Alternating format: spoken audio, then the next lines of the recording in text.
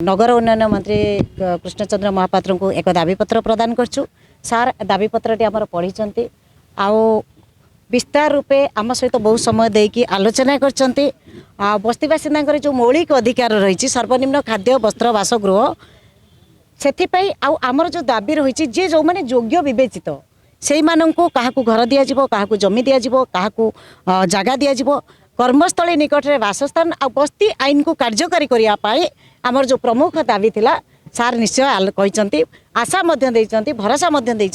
समस्ते मिसिकी आमे सहयोग करवा आगामी दिन में से प्रतिश्रुति देइचंती आगामी दिन में बस्ती सुरक्षा मंच को जो बस्ती सुरक्षा मंचर दाबी थिला कर्मस्थली निकट में बासस्थान से अधिकार दवापाई से प्रयास करेंगे आउ सर्वनिम्न जड़े बस्ती बासिंदा तार अधिकार पाइपर बोली आज आलोचना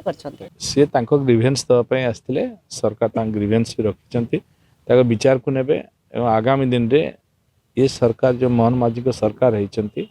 ये लोकों सरकार ये लोकों हित चिंता कर समस्त जहाँ भल हो पार सरकार करेंगे किंतु बहुत कथा अच्छी जो कथा कि समझौता भितर हम जदि ये राजनीतिकरण करा जाए ताले बहु कथार समाधान हो पारे मानविकता मनुष्यकृत जो कथा आसूची से कथा को आमको एड़े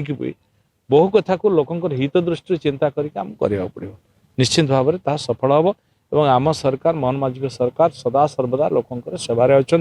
लोकों हित पाई बहुत योजना करने देखो जो चिंता जो प्लान रखी तो एबे कही हम ना कि से प्लान सक्सेस से प्लानटा परिणत माने आईन में परिणत है आलोचना करवा माननीय मुख्यमंत्री कहुई से विचार कर मीडिया बंद आज कथा नुहे उठा दुकानी कथा आगुरी सब तेना सबू कथा बोझ रही से बोझ को केमती आमको